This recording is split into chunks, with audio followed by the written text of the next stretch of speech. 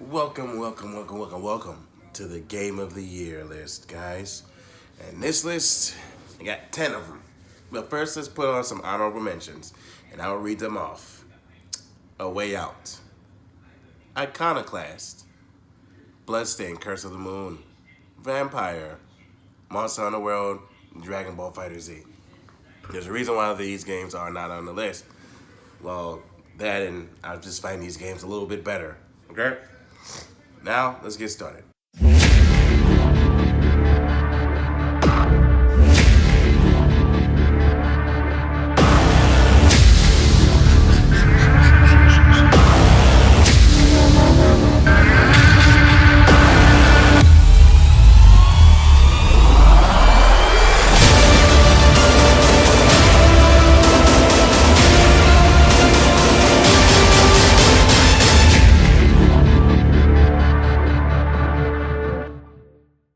Number 10, Soul Calibur 6. I actually like this game very much. I like the changes that they made to the mechanics, and I like the fact that they made this game so much better. And Nightmare is like one of the best characters in the game, and I made Nightmare fight me or at me to fight me, bro. But the game is not without its criticism. Like, the story mode is terrible. Like, legit terrible. Like, I can't do it twice. Terrible. What would it?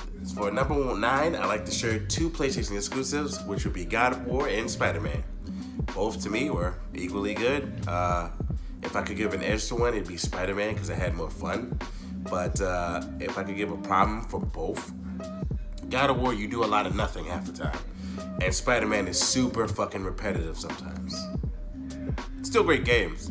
It's just, and they both have great stories. It's just some of those problems are not deniable. Like God of War, you fight the same boss 11 times. Get the hell out of here. Darksiders 3. Now, while a lot of people did not like this game for multiple reasons, and a lot of people are calling it a Dark Souls clone, I'm gonna have to disagree to it to a degree. While they changed the gameplay style, it's still actually a good game. It's still kind of hard. My problem with the game is some of the mechanics that they kind of lay out to you don't work. Dodging, for a prime example, if somebody has a multi-hit combo, your dodge is not working, period. Opposed to Dark Souls, where you could dodge and have iframes, you don't get iframes in Darksiders. I guess we could say that the role is RNG. Good luck. Next is Yakuza 6 and Yakuza Kiwami 2. Both are Yakuza games that came out this year. Now, I may be wrong, but I liked it. Unfortunately, the only problem I have with these games is the engine that they use. I don't like the engine. I like Yakuza 0's engine a hell of a lot more than I like this engine. But, alas, we have to honestly get these games and play them. And I can honestly say, both great games, just small problem with their engines. It's annoying with the Attack on Titan 2. Now, in the year where Dynasty Warriors 9 came out, Attack on Titan came out. That is one of the most addictive Dynasty Warriors games I've ever played in my life. And I played it from start to finish with... I've never... What's the right word here? I never once wanted to turn the game off the whole time I was playing through that game. And I had so much fun playing through the game and going through the story, unlocking weapons, and making my character so badass to the rest of the cast that I love that game to death. It was actually one of my favorite Dynasty Warriors games that's ever come out, besides Fire Emblem Warriors and Dynasty Warriors 8, and Samurai Warriors. But we'll have that countdown when we get to it. My only negative is some of the AI was retarded in that game. Like, some of the AI can get a little borderline retarded and glitchy. Other than that, it was still fantastic. Fist of the North Star Lost Paradise. What can I say about this game? First, it's Yakuza. Then take the Yakuza name out of it and put Fist of the North Star. Do I have to say more? for all of the Fist of the North Star fans out there and Yakuza fans, it's like a match made in heaven. Perfectly good punch heaven. Seriously.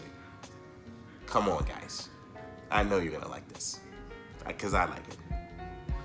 That being said, the only negative I have is it does seem a little dated with the engine that they use, which is the Zero engine, which happens to be my favorite.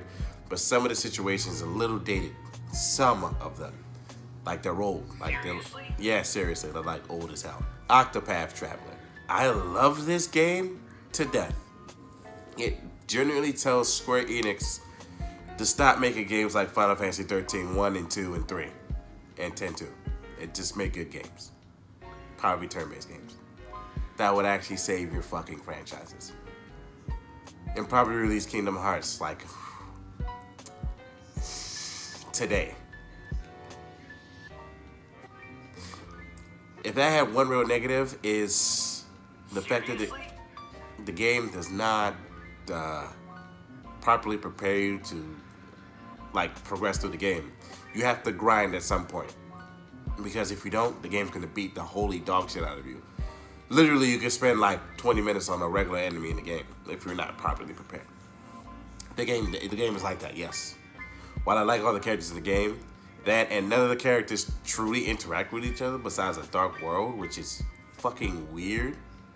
But getting over that, I mean, the game is still unnecessarily complicated to level up. If you want to move on in a character's quest. Why did they do that? God knows. Next is Valkyria Chronicles 4. What can I say about it? It's XCOM, but with anime on it. And you get Valkyria Chronicles. But then there's part 4, which they enhanced all the mechanics from part 1, which was a solid game. They put it here. When I say I literally was happy to play this game the whole time, and I like using my brain to solve matters, the game is fantastic. And I love how it helps you think. You know, it's like a Dark Souls to me. I'm not saying it's a Dark Souls type of game, but I like how it helps me use my brain a lot more than just using these and reactions and stuff. If I had a negative, it's literally Valkyria Chronicles. Like, it's almost exactly the same, except the fact that you're using different characters. While I love the characters to death, but it's almost no different. I played the game almost the same way as I did the original Valkyria. The next game on my list is Red Dead Redemption 2. Pausing for a second.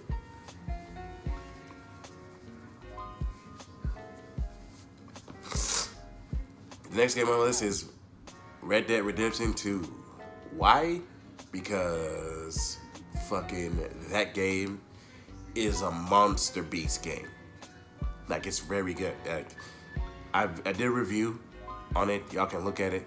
The game is fantastic. It looks good. Sounds good. Story's good. Everything about this game is good. Except the fucking realism. It's too realistic in certain places that it doesn't need to be. And then unrealistic in certain other places, which don't make no sense. Like, I don't need to see any character skinning an animal thoroughly. I don't really need that. And I don't need to have to eat. So I can properly aim my gun. I really don't like that feature. It's really stupid to me. Like, nah. And now my number 1 game of the year. What the hell do you think it is? It's fucking Smash Brothers. Of course it's Smash Brothers Ultimate. Why would I say it's not Smash Brothers Ultimate? It's Smash Brothers Ultimate. It's all the goddamn characters. It has everything in it. I love Smash Brothers Ultimate. I've also been playing it for like a week straight. I have a problem. I literally stopped playing Red Dead for Smash Brothers. That says something. And Darksiders 3, but like I said, Smash Brothers to me is my game of the year. It has the biggest roster, some of the best mechanics, some of the best things you could do in all of Smash Brothers. My biggest negative is that goddamn story mode. It has unnecessary difficulty spikes, barely any cutscenes, and it really just grates on my nerves in some of the situations you have to go through. It's fucking stupid. And it's really long. It's unnecessarily long. Like, You could have just made it like adventure mode from Brawl and called it a day. But instead, they decided they wanted to make the most complicated shit ever and add spirits to it. Now, wow, I don't have a problem with the spirit system, but Jesus Christ, some of these scenarios that they put you through, it's the dumbest shit I've ever seen.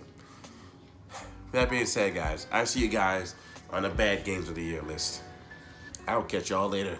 Goodbye.